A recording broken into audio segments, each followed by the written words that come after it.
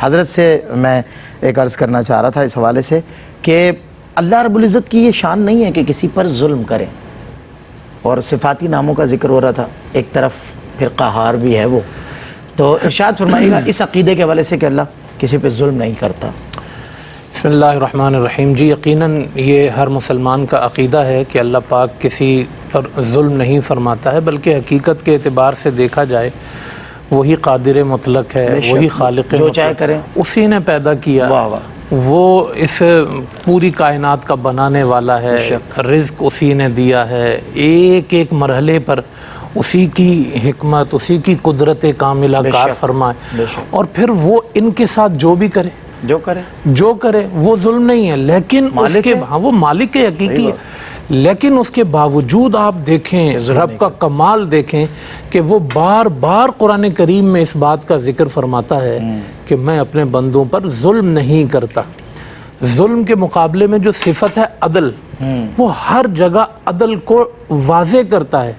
ان اللہ یأمر بالعدل، وہ حکم بھی عدل کا دیتا ہے، حتیٰ کہ اس نے کائنات بنائی تو کہا میں نے عدل سے بنائی، انسان کو بنایا الذی خلقک فسواک فعدلک، وہاں عدل کا ذکر ہے۔ انسان کے بنانے میں بھی ہیں، آپ دیکھیں ترازو قائم کرنا، اس میں بھی فرمایا عدل کے ساتھ وہ قائم ہوگا، اور پھر ظلم کے بارے میں فرماتا ہے کہ وما ربک بظلام للعبید، تیرا رب بندوں پر ظلم کرنے والا نہیں ہے، اور پھر فرمایا کہ ان اللہ لا یظلم مثقال ذرہ، اللہ اکبر، ایک ذرے کے برابر بھی تیرا رب کسی پر ظلم نہیں فرماتا۔ اللہ اکبر، یہ اس کا کتنا کرم ہے دیکھیں اپنے بندوں پر۔ اچھا بعض مطلب تربیت بھی دیکھیں بندوں کی کیسی کر رہا ہے، کہ میں عدل کر رہا ہوں، اگر میں یہ نہ بھی کرتا تو بھی عدل تھا کیونکہ میں مالک ہوں۔ ہاں مالک ہوں، ظلم تو ہوتا ہی نہیں، ہاں مگر میری لیکن ہر اس کے باوجود میں تمہیں کہتا ہوں کہ تمہاری جو نیکیاں ہیں اس کے بدلے میں تمہیں اجر ہی دوں گا، اور جو ہے گناہوں سے درگزر بھی کروں گا، گناہوں سے اکثر درگزر کروں گا، اور بہت کم اس کا بدلہ۔ یہ جو بندے کہتے ہیں ایسا ہوتا نہیں ہے، اگر ہم لوگ انسان بینگ اے ہیومن ہم برتنا دیکھیں ایک دوسرے کا، اتنی سی غلطی زندگی بھر کے احسانات کو فراموش کرتی ہے، اور رب تعالیٰ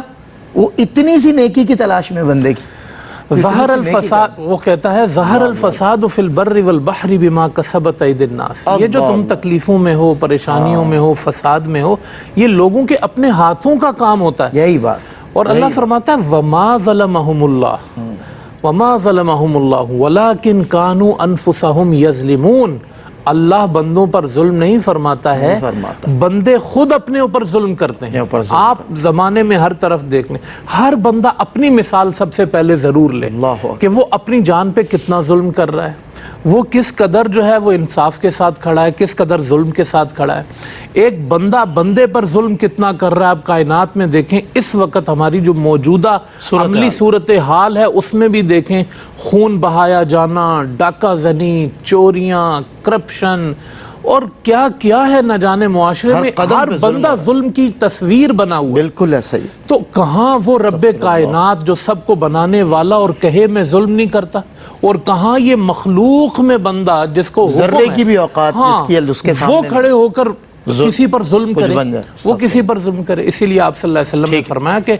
الظلم ظلمات، ظلم کا معنی ہے اندھیرا۔ حضور نے فرمایا ایک اندھیرا کرو گے نا، قیامت کے دن اندھیروں میں تاریکی ہے، قبر سے وہ تاریکی شروع ہوگی اور پھر ہمیشہ تاریکی میں چلے جاؤ گے۔ تو اس لیے جو ہے وہ اللہ کا ایک تو یہ بالکل معاملہ جو ہمارے عقیدے میں ہے وہ عدل ہی فرماتا ہے، اور عدل سے زیادہ فضل فرماتا ہے۔ وہ کہتا ہے وَاسْأَلُ اللَّهَ مِن فَضْلِ، اللہ کا فضل، مفتی صاحب نے آیت پڑھی نا وسعت رحمتی کل شیء، اس کی رحمت غالب ہے، وہ عدل سے بھی بڑھ کے عطا فرماتا ہے۔ تو یہ سیکھنا چاہیے بندوں کو کہ وہ ظلم نہ کریں، وہ فضل کریں، رحمت کریں، اور اللہ کی صفتوں سے یہ سیکھیں۔ کیا بات ہے، اللہ بہت خوب، سبحان اللہ سبحان اللہ۔ ربنا ظلمنا انفسنا وان لم تغفر لنا وترحمنا لنکونن من الخاسرین۔ بریک کے بعد ہوتی ہے آپ سے ملاقات۔